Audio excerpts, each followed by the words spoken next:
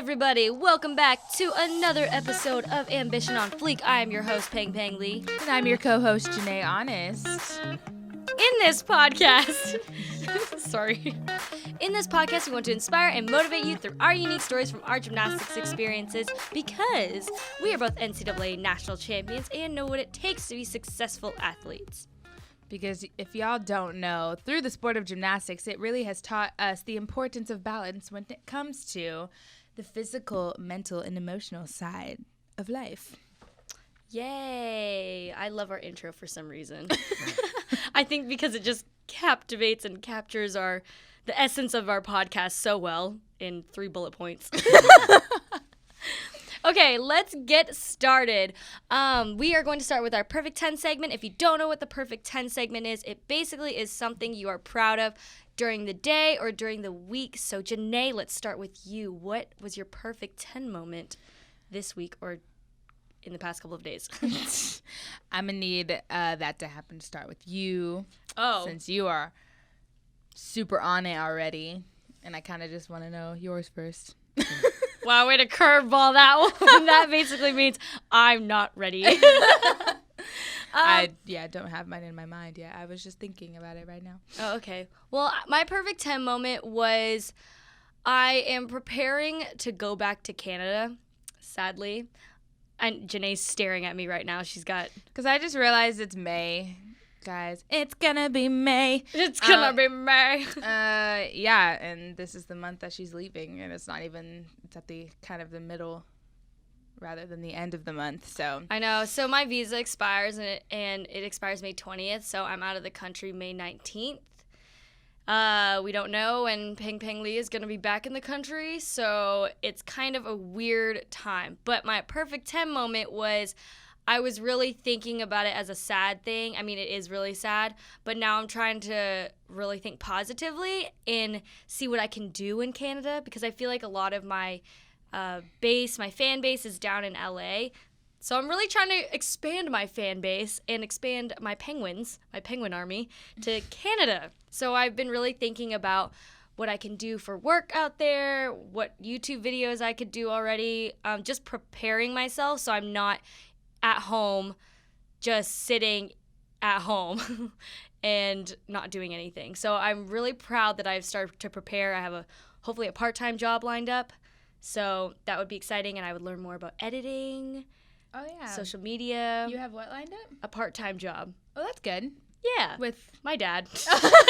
Well, he works at a company called St. Joseph's Communications. But not the same one that you did that one summer. No, not that one. Okay. Not the Devil Wears Prada one. I did not like that one. No, this one, he has about 50 studios in his company. So I also said, well, if I need to shoot a video, like a YouTube video, I could just use one of their studios. Yeah. Also, he has an editing department, they have an animation department, they have a media department. So he said, well, let me know what you want to do. So I thought that was nice. So that is nice. Now I'm really thinking about what I can work on to expand myself and to make myself grow. So I'm actually really excited to work. Yay. Yeah. Well, I don't know why this completely skipped my mind, but my Perfect 10 moment is being fully discharged from knee rehab. Woo! So if you guys didn't know, I had cartilage replacement in my knee. I had knee surgery back last year in July, so I'm now going on 10 months. So Wow, I was on track. Long. Yeah, and I just feel that time's been going by so fast. But so I wrote on my vision board, since we did talk about, setting goals and stuff, that I wanted to be released from rehab at the end of April, and I was released from rehab on the very last day of April, which is actually really super cool. So now it's just kind of setting goals in the aspect of, okay, what kind of exercise or what kind of workouts do I want to start taking on? Because I do still need to work on strengthening, because there is still kind of a discrepancy when it comes to my right and left side. But when you think of just regular rehab for everyday life, I would have been released a long time ago. But they wanted to get me back to how I was as a gymnast, because I am super, super active, and I have been taking dance classes, and my knee doesn't flare up after those, but running on the treadmill does flare up my knee. So it's just kind of still increasing the load a little bit. I'm still going to be going into Acosta, which is the training complex at UCLA. So we're going to use this next month to like create a program, and not necessarily a home program because I'm looking to get a gym membership, but to kind of perfect this program I want to do. And then got to get the summer bod ready because it's already May. So feel that. man, so that would be my perfect 10 moment. And Yay. It was just really cool that it was on the very last day of April, and that's what I wrote down on my vision board. So wow, the power of the vision boards. Jay, I'm so proud of you. Thank you. I know how hard you've been working. She's been grinding. She not only comes to this podcast early, but she also goes to rehab early before work. So we have to, sometimes work around her rehab schedule. So she's very on top of it. Oh, thank you. You're welcome. I'm so happy for you. Okay, so in this podcast, last week we talked about keeping calm during competition, and we want to continue that conversation because I feel like we didn't cover enough in that 45 minutes, oddly. Right, yeah. We had a lot. We just had more things we wanted to talk about, but then we kind of just reached that point of, we gotta go.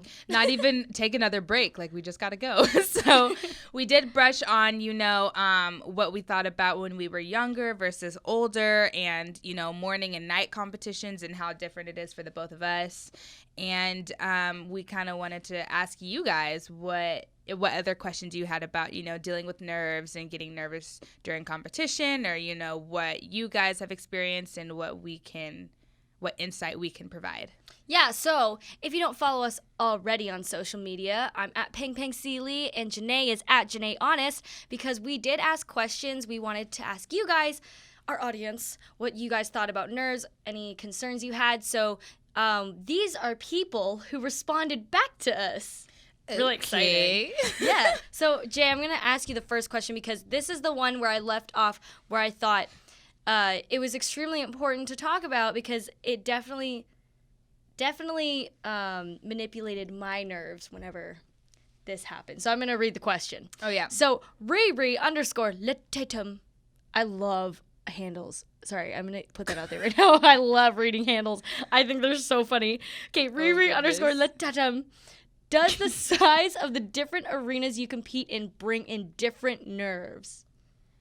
I think it does, because for me, it was different competing at home in Poly than competing in, Florida or competing at Utah. I think just because when you're competing at home, you're already in that comfort zone, so to speak, because you know what the equipment's like, you have most of your fan base there, and I still got nervous energy, but it was more excitement rather than, oh my gosh, we have our little Bruin section in the corner over there. Even though it's so fun to compete at home because you have the band, and then everyone's cheering for you, and you're going to get lots of cheers. Right. You got your team intro video, you know what I mean? It's just a different feel, but when you travel to other arenas, granted, I do love I loved competing in Seattle and Washington. I liked competing in Stanford, but there's just certain arenas that just brought different energy because the fans are sometimes a little super intense. So it kind of really just depends on the sportsmanship of the fans, to me. Yeah, no, that makes sense. I'm trying to think when I was younger, definitely the different size of the arenas affected me because when I was in a bigger arena, when there was podium, I for sure got more nervous because, again, I was also very competitive, and this just meant I was on a big stage now, and I needed to do my best. So I had to bring my A game, but then it would always bring in these weird nerves. Like I almost felt like I was so energetic that I could just run up and down the stadium like 20 times. Right. So I think when I was younger, when I was in a smaller arena, I didn't get as nervous. My nerves didn't last a longer amount of time. So I would only get nervous kind of when I was warming up, the 30-second touch more so. But I think when I was in a big arena, I got nervous right when I walked in. Like I had this anxious energy. Oh, got you. I think so that's what I said before is how I felt in college. But in club, because I didn't compete elite, so I didn't really have opportunities to compete on podium.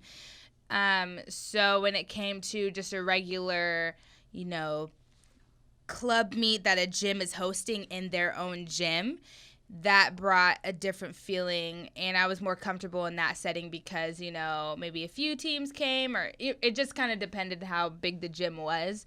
And then besides getting a venue for regionals or state or something, when there's multiple gyms, so to speak, but it's in a convention center, so they're just kind of sectioned off. You know, I've actually oh my gosh.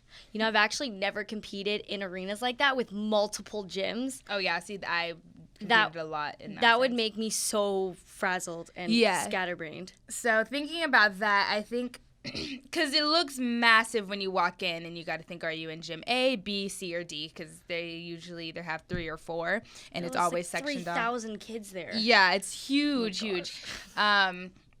And I think what brought nerves to me in that sense wasn't the size of the arena. It was more of the gyms that were coming in, you know what I mean? So it brought in more competition at higher levels because, you know, it's not just the local gyms that are around you. It's now people that are coming from out of state, and you see how good these girls are, and you just think, oh my goodness, wow, I have more competition to not necessarily worry about, but to think about when you are competing, because I came from a very small town area in Central California. So most of my optional career, when I was a level 10, I was the only one competing, and it would I wouldn't have any competition because I would be the only level 10 in the meet. So that's kind of what I was used to, but I kind of just used each meet to get better regardless of what competition was there or wasn't there. But it did make me more nervous to compete in a bigger setting because of all the people that came with it. That makes sense. I used to get starstruck. So same. I especially when the girls are younger than you and they're so good, you're like, oh my, or that's just how I felt, you know, when they're 12 or something and I'm already 16 and they're doing double Arabians and full ins, and you're like, oh my gosh, I got a double pike. That's so funny. Because when I competed, I remember competing at Worlds, and Michaela Maroney and Jordan Weber walked by, and I was like, holy shoot. I was like, dang. I was like, they're here. But then that also gave me really nervous energy because for some reason, I felt like they were there. They were there to win. I was there to compete. So I wasn't really thinking about, our team's going to win Worlds, because it kind of was unrealistic. And same with all around. So it was kind of more so we were just nervous for our own individual sake, because I feel like Team Canada wasn't, I mean, honestly, 2012 was probably the strongest year that Team Canada put out a team. Mm-hmm. But at the same time, I used to get nervous energy seeing the other people that you see on TV. Yeah. And then competing with them, it was kind of overwhelming because you just want to be as good as them. So you kind of I did the same things as they did. So if they had a straight face, I'd have a straight face. If they're walking with their food in a very serious demeanor, I'd walk with my food with a serious demeanor. Right. But I want to speak to Nationals, because Nationals was in a very big arena, and I wasn't really as nervous competing during season. Is this in college? In college, okay. Sorry. Yeah, in college. But at National Championships in 2018, when Janay and I were there, I was so nervous. Like, it was the most nervous I'd ever been in my life. Really? And I couldn't watch anybody. I didn't watch anyone. I didn't watch your bar routine. I didn't watch Tyler's bar routine. I could not watch anyone's bars or beam routine because I was in lineup. And I was so nervous. Really? Yeah. Honestly, I wouldn't have known that. Because I'm never like that. You aren't. And I just kind of, I mean, I didn't really notice you. Because I was off to the side. I didn't really notice you much ever. Wow. Like, I don't. Besides you competing and running on top of us off of the podium, that's one of like my favorite moments after you did your bar routine and you literally sprinted off the podium and jumped onto us. I jumped onto Pula because Pula, I could never stick my bar landing because my knees hurt so bad whenever I landed. Arthritis, guys. And I could not stick it. So then Pula on the first day nationals, she goes, "Can you please stick your bar dismount?" And I said, "Sure, I'll stick it." And then I went to go do my dismount the first day, and I went forward. I took this weird hop and was like walking off the mat, and Pula goes, "Okay, well, we'll try again tomorrow."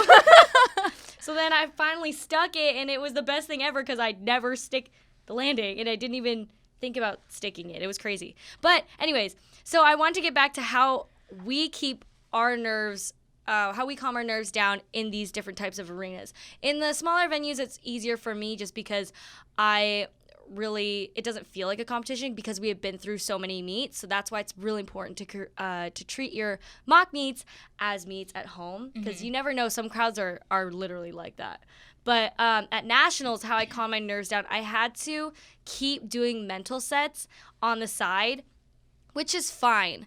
But there's a certain point where you have to stop doing mental sets because then you're just going to get so much in your head. Yeah, that's what I was going to say. The repetitiveness could not be as beneficial as you think. So maybe set a certain number that's not in the double digits. Yeah, and I think right before, I couldn't watch the routines because I think I was so nervous that it was my last meet ever.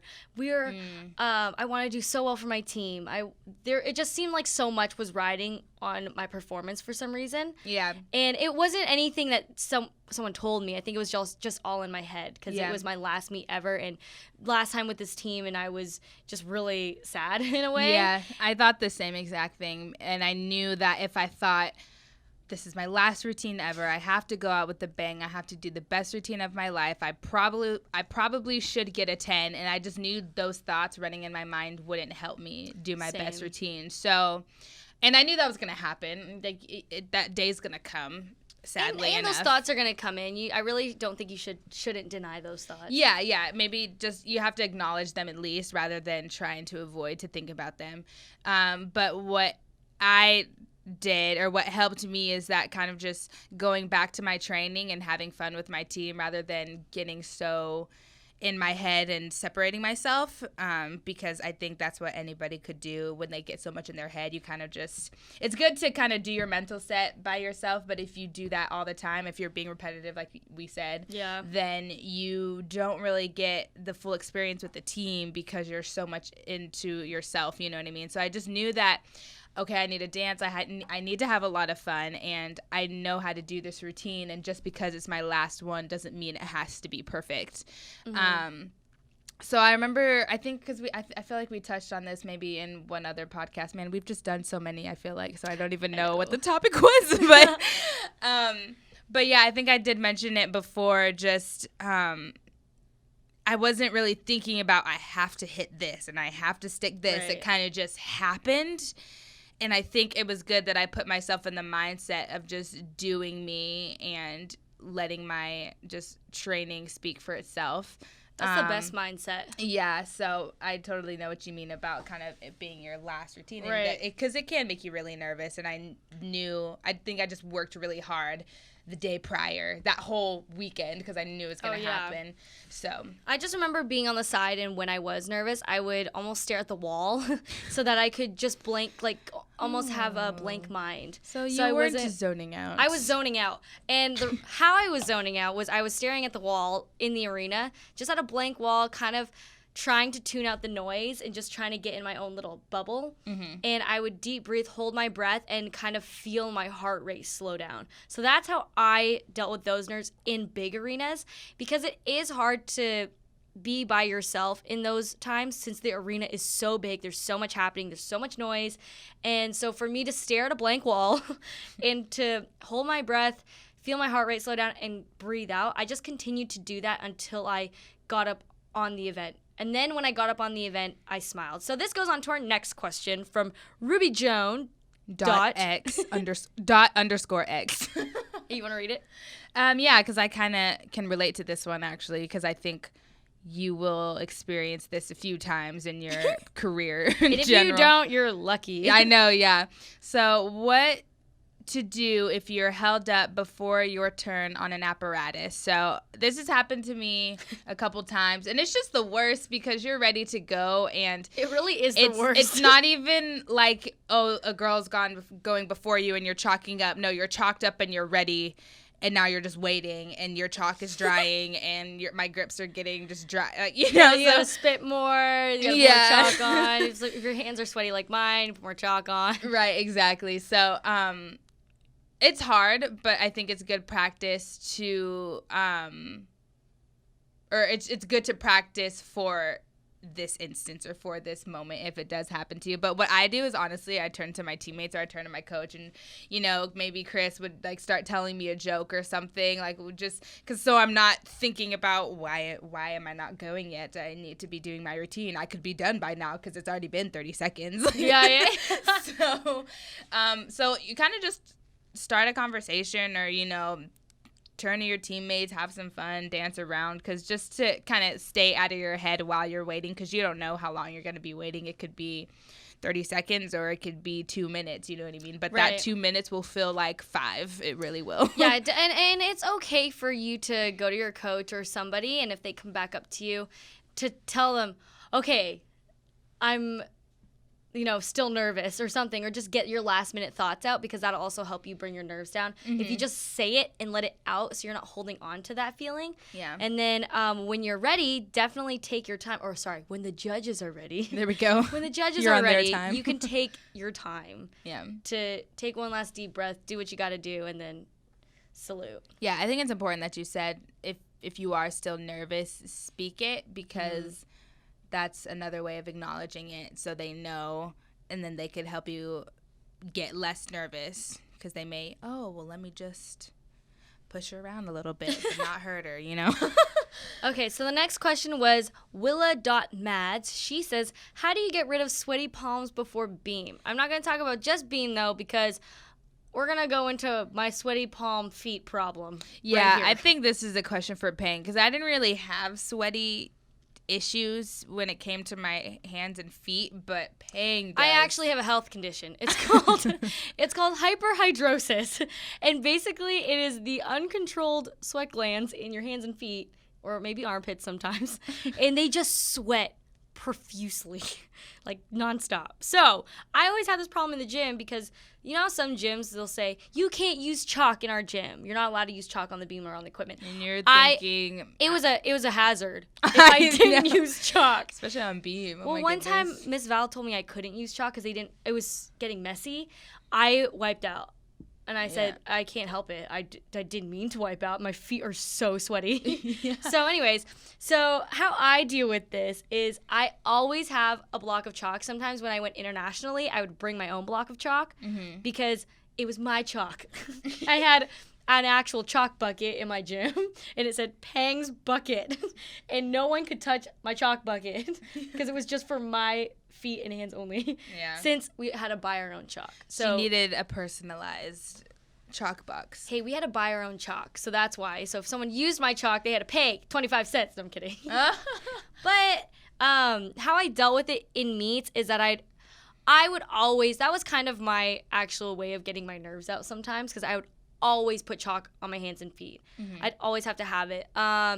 Also, the judges hated me whenever I went, because I would put chalk on my hands, on my feet, and then the clouds of chalk would float onto them, and they hated me. Someone told me that, actually. Really? No, they didn't. Sorry, they didn't like when I went because of the chalk. Oh my goodness. They had a nickname for me. That's what comes with the sport. Come on now. Well, you don't have sweaty hands and feet, huh? Yeah, but I do. I think my experience or what I've just is just from what I've seen and what I've witnessed and what has helped others, because I mean I did enjoy putting on chalk, but mainly on floor to grab for, my flipping when it came to it. So I would always put it on the back of my knees or something. But I do remember one of my teammates from club, her name's Emily, and she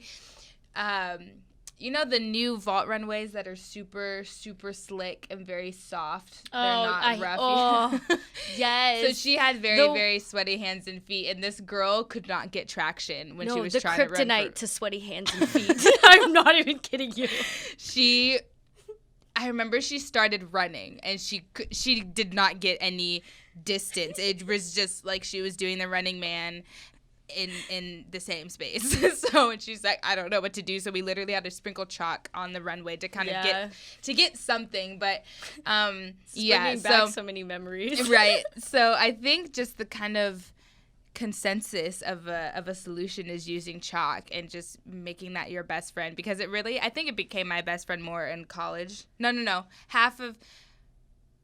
later half of my high school years, so junior and senior year, and then all through college, just because I knew. I mean, my hands sweat a little bit, but I mean, I think we're sweating just right now talking about it. I think we're talking about significant amount of sweat where you leave prints. Like I never left sweaty palm prints ever. It was just kind of.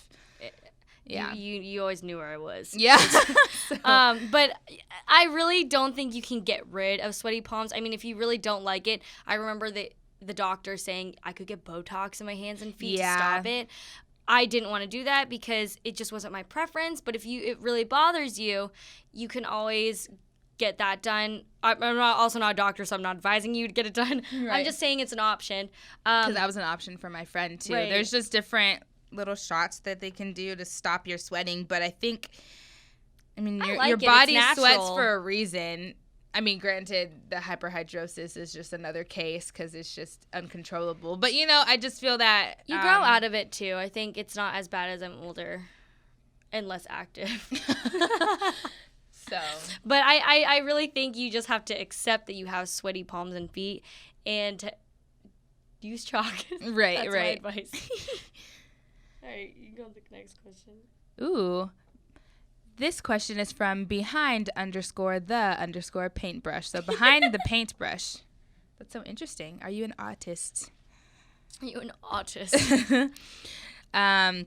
They said, how do you calm your nerves down when you were younger at big meets like states? So I think I touched on this a little bit because when it comes to state and regionals, that's when you have multiple gyms in one big convention center. So honestly, what I did, and like I said, my nerves came from seeing the other girls that were super, super good, and you want to qualify and continue on to get to nationals, right? So I would just kind of like what we did at UCLA. When we were at nationals, we would play this little game. We would play little games in our, what do we call it? Huddle. Not huddle. Bubble. No. Corral. Oh. So we had little corrals at each event, and then we would do a little huddle, and we would play little games. So we wouldn't focus on what the other teams are doing. So I would essentially do that with my coach, or because it really just kind of depended. I think I competed with either by myself or with one or two other people because I didn't have a massive team. Yeah. But we would kind of just, and then when you go to states or regionals, you see your friends from other gyms, you know what I mean, or just that you compete with all the time, and you kind of make the little buddy system, and you kind of talk about life, you know what I mean? So we kind of just, or that's what I did. So I wasn't really focusing on the meeting. I kind of just made it more to make it more fun for myself. Right. And it was a good lesson for me because I wanted everyone to do well rather than, I want to make it and I want to beat you. It was more, no, we all want to do really well, so let's help each other. And it was just really nice. I loved when the girls from NorCal, I mean, I was considered NorCal, but the girls from actual, like, Northern California, I loved when they cheered for me. So it really kind of set the stage for college gymnastics because that's, what you really do experience rather than if you were like me and you really didn't have teammates or that many teammates. Because, I always wish I had, like, the massive team of, like, 10 girls or something. I never had that either. So, but that's what I did just to kind of, do fun little games, talk to people, talk to your coaches, joke around. I mean, just anything just to kind of take your mind off of things. I mean, I always listen to music.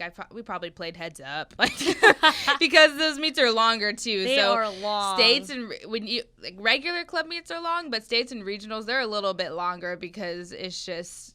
There are more sessions and stuff, but it just feels a lot longer. So that kind of segues into the next. There was a comment, so it's not a question, but it is by eBay_N_dong. Sorry, I saw a mind of a 5-year-old. Okay, club is very serious. That is why I get nervous. It's so true. So that kind of just made me think of your answer because when I was in club, I definitely thought it was more serious because I think of the people who I was competing against, people were just a little more closed off, I want to say, only because there's not as much of a team aspect. Like, we never competed as an Oakville Gymnastics Club. Although when I was at some of the U.S. competitions, like the JO ones, they compete as a club, which I didn't know that. Yeah. Like, I didn't know that was a thing. So in Canada, we never did that. I don't think we ever did that. So maybe I just never participated in those. I have no idea. But I just was unaware that happened. So that's why I thought it was more serious, because everyone's more individualized. Yeah. So the way I dealt with those nerves is kind of like what you did. I always had to make sure I was having fun in some type of way. Yeah. Or at least crack a joke so it wasn't as serious, because that's when, if you're not having fun at competition, it's really hard to compete. It really is hard. And it kind of takes away as to why you love the sport too. But yeah, it is true. And I didn't really realize how serious club is until I got to college, because college is just a whole different aspect, and you get to show off personality. I don't know, it's just different seeing, like, when I go back to my home club gym and you see the girls and they don't smile during their floor routines, and it's super weird to me seeing it now. It's like, girl, you have such a fun floor routine, why aren't you smiling, having fun with it or whatnot? But it's just a different mindset, I think, because when you're younger, you look up to gymnasts who aren't in college. Yeah. You mainly look at athletes who are in the Olympics or who are at the national level, and majority of them are very serious. Yeah. And I think it's just a culture. I don't think it really is them. I really think it's just a culture. The culture, yeah. But you could be the one to break that culture if you don't want to abide to those societal norms. Mm-hmm. Yeah. So, and it kind of just deals with the preference, because I remember even watching Rebecca Bross compete, because homegirl never smiled, or she was just super, super serious all the time. And she was so good. And she was super good, so it worked for her. Right. And I vividly remember just when she would salute, she just never showed her teeth. It would be maybe a little smirk every now and then, but it was just, homegirl was just so in her zone. So it really just depends on your preference. But if the environment is super serious to you and you don't like it, then make it fun. You know what I mean? And it doesn't matter what other people think. Like, oh, she's having a little too much fun over there. That's not no one's possible. really gonna no one's gonna think that. And also, if you smile at the judges, it's fun to play a game with yourself to try and make the judges smile back. Yeah. That's kind of what I did to make myself looser. Yeah. Especially in beam, I love staring at them, because some of them smiled, others were just staring at me, and I'm like, you look like you're not having fun today. You look like you hate your job right now. But that kind of got me out of my head. Yeah. But Jay, you're really segueing into these questions really well. Oh, thanks. Because we probably have to do one more, because then I have to go. Oh, okay. Do you want to pick a good one then? Yeah, you can pick it, since you kind of know, how do I get rid of nervous pee? That's a funny one to end on. Kayla, you can read it. I think this is a good one to end on, because everyone nice gets to know that everyone goes through it. You know what I mean? So, Laylag_4, right? Yeah, Laylag. Interesting. They asked, how do I get rid of nervous pee? I feel like I'm still trying to figure that out. To this day, I'm still trying to figure that out, and it's just something that... It's a natural human thing to have nervous pee. I just kind of have this example, when dogs get super excited, and then, especially when they're puppies and they just pee, like when you get around them. That's how it is when you compete sometimes, but we can control our bladder a little better. So yeah, I think it really just is a kind of a natural occurrence. I don't know why, because I'm just thinking of my dog. That's what she always did. Like, in her first 5 years of life, she would always pee, like, when she would get too excited. I feel like when you're nervous, just random things come out, and the only way you can really deal with it is you have to accept that it's happening. Like, before I saluted one time before beam, this was in club, I used to get nervous burps all the time. Oh, that's weird. The hiccup and burp, but no one knew, because it was just like, it was just internal. It was just internal. But I had to let it out. Like, there was no way I could not let it out. So I was just. I wonder. Ooh, y'all should comment if y'all get nervous burps, because that's a new one. I've never heard of nervous that one burps. Or what do you guys get when you're nervous? Please tweet at us, because I definitely got the nervous pee for sure, and then just. I had nervous poop sometimes too. Yeah, just nervous bathroom bowels. Bathroom breaks. Okay, anyways, enough about that. Oh, man. No, but I think I really don't know how to deal with this. Just know that you're not alone. And there you go. It happens to everybody, and sometimes a little comes out, honestly. So, That's like, I don't know. It's something that didn't really happen to me until I got to college or when I was older. Oh, okay. When I was older, but it's can't the hold your worst pee as much. on floor. And I don't know what it is about front tumbling, but the effect it has on your bladder at the angle that you're punching the floor. Just whatever the floor, just nope. So we were at Nationals. I'm pretty sure it was Nationals, and Miss Caitlin Ohashi went up.